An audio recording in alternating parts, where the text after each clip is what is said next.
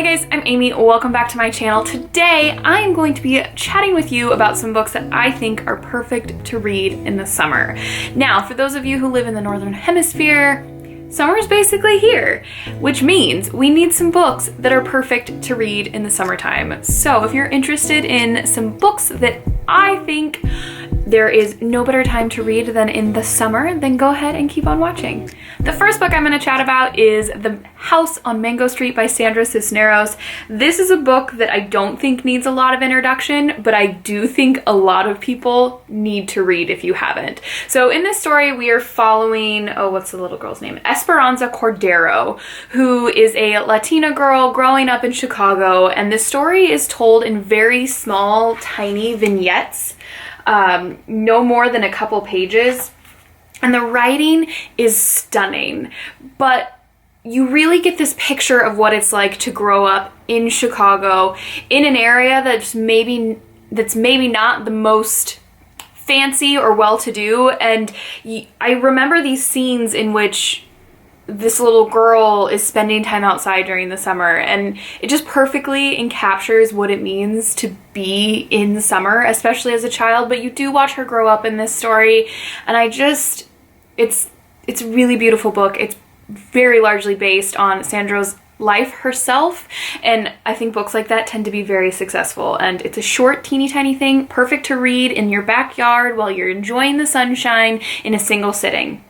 Just go read it. Do me a favor and go read it. You won't be disappointed. I wanted to include a short story collection, so I am going to recommend Uncommon Type by Tom Hanks. Yes, Tom Hanks, the actor Tom Hanks. And I will be honest with you, I think his writing's pretty great. It's very, very simple and to the point, but in the best possible way, in that he really just tells the story like it is and doesn't faff around with a bunch of extra words that at times in other books are very successful, but I think the lack of them made this very successful. For the most part, I loved all of these stories in this collection. There was one in particular that I didn't enjoy, but it's a short story collection, that tends to happen.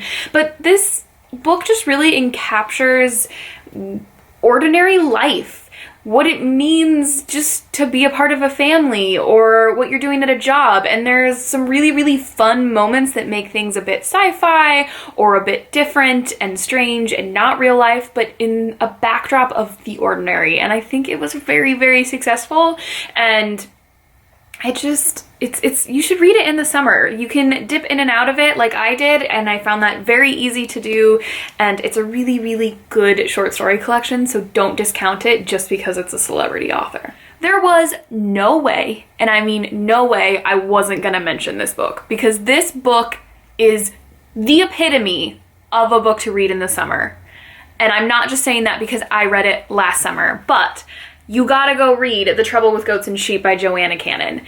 This is the story of two young girls who are growing up in this suburban area in the UK in the 70s, I believe.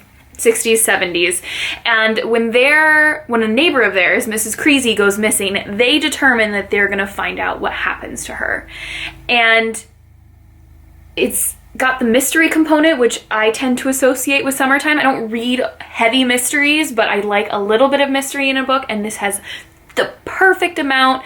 And it also takes place in the hottest summer that the UK has ever experienced, and you can just feel the heat emanating off the pages. And Cannon's writing is so good. It's sublime. She describes things in ways that you have never read before, but you know exactly what she's talking about, and I love when you see that in an author and their writing. And it's really the perfect book to read in the summertime. I read this with April from Getting Hugo with It. We both absolutely adored it. I sped through it, and it's a really, really great summer read. Just take my word for it. Go read it. I don't know why, but for some reason, I was determined to find a classic to recommend for you to read in the summertime. Because, at least for me, generally I associate reading classics with the fall and wintertime because they tend to be denser and heavier, and they just give a more cozy vibe to me. But I wanted to be able to recommend a classic for you guys to read in the summertime if you're looking for a classic to read. And I decided to chat about Howard's End by E.M. Forster. This is a story taking place timeline-wise right before World War I, and our main characters are the Schlegel sisters, and they are well off. They're never going to have to work. They're not ridiculously rich, but they're never going to be concerned about their finances, and they're very involved with the arts and intellectual pursuits. And the story really gets started when they come across a family called the Wilcoxes, who are very, very wealthy, very well off, but they are all about making money and the Industrial Revolution and pushing for more. And when their families meet, it creates this really, really interesting dynamic, because you have two wealthy families but with very, very different goals. And this story makes me think of summer for two reasons. One, there's this house that one of the Schlegel sisters gets that receives as an inheritance that actually belongs to the Wilcoxes, and every time you're at that house, it's the summertime, it's beautiful, it's where they went to enjoy nice weather. And secondly, this story is about class. It's about social roles and what it means for you and what it means you can and can't do, and it involves a lot of discussion on that, which means that there was change wanted, and I associate change with the summertime for whatever reason. But if you're looking for all of that wrapped into a book, definitely check this book out. I found it very, very interesting. It's not my favorite classic that I've ever read, but it gave me a lot of food for thought, and the characters in it are very, very fascinating, and there's this mystery component that is very well played. I have chatted about this book recently because I did recently haul it, but if you're gonna read this book, I do think the summer is the best time to do so. And that is The Emperors Ostrich by Julie Berry. This is a middle grade book that I adore. I love this book so much. This is the story of a dairymaid named Begonia whose dairy cow Alfalfa runs off and goes missing, and Begonia has to go find her. And along the way, she finds herself an adventure that involves emperors and ostriches and the keeper of lost things or something along those lines. And there's these fantasy components to it. It's kind of like a fairy tale road trip in a lot of ways, and I think that's why it's perfect for summer. If you're looking for a book just to make you feel good and for you to smile, regardless of if you're 8 or 58 or 98, read this book. You're not going to be disappointed. It's super quick. It's middle grade. You can read it in 2 seconds. Another reason why it's a perfect summer read. Just go read it. It's awesome. Again, you're not going to be disappointed if you read this book. It's just too cute not to read. So go read it, okay? A book that absolutely threw me for a loop, which is why I think it would be great for summer, because I think summer tends to lend itself more towards like crime type books and, like I mentioned, the mystery components. Not cozy mysteries, but like kind of harder mysteries. I don't even know if that makes sense. But I think you should read Norma by Sophie Oksanen, and this is translated from the Finnish by Owen F. Weitzman.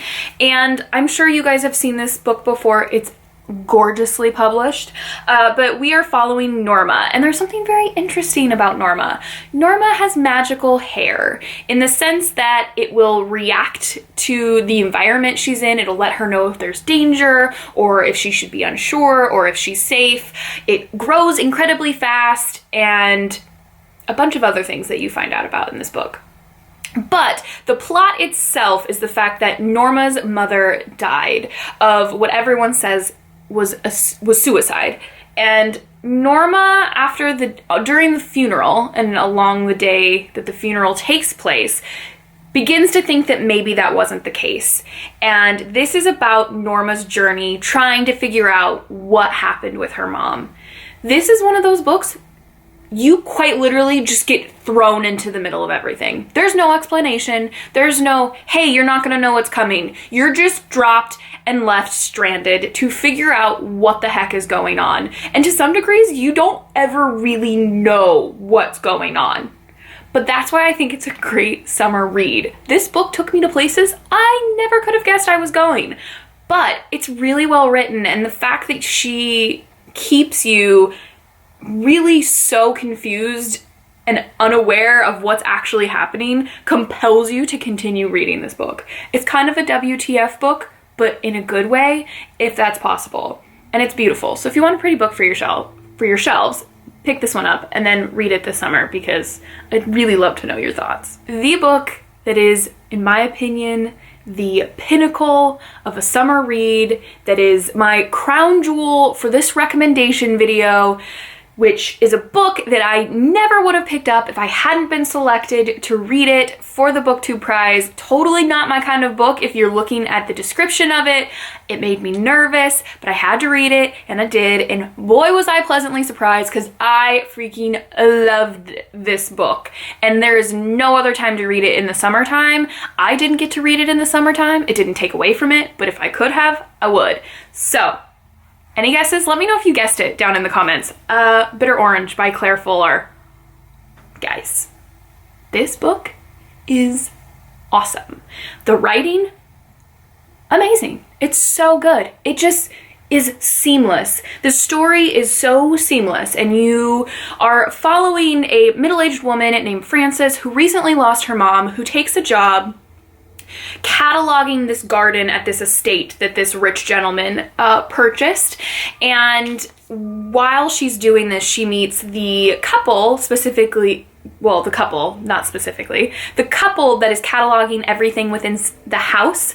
And this is about her summer doing that job and spending time with Kara and Peter, this couple. And it just doesn't go how she thinks it's gonna go. It all starts and kicks off with the fact that she realizes from her upstairs apartment room, specifically from her bathroom, there's a peephole through the floor into the couple's bathroom. And she kind of begins watching them.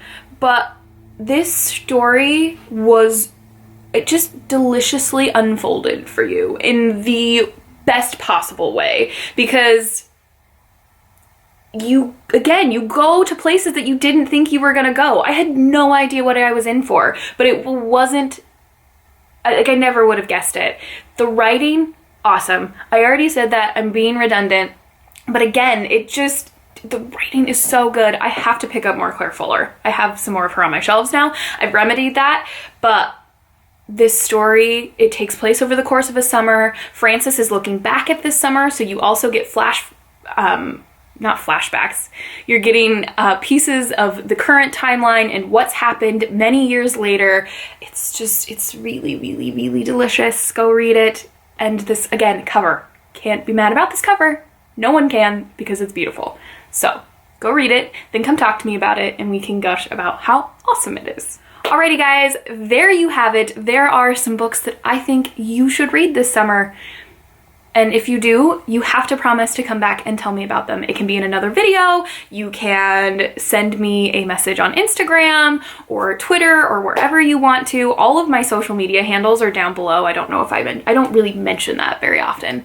But I'd love to chat with you about these books. And I think summer obviously is the perfect time to read them. Let me say it one more time. But if you guys like this video, please like it. And if you loved it, please subscribe, and we will see you in my next video. Happy reading.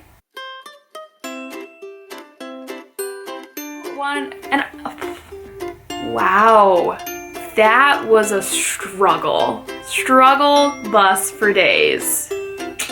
Absolutely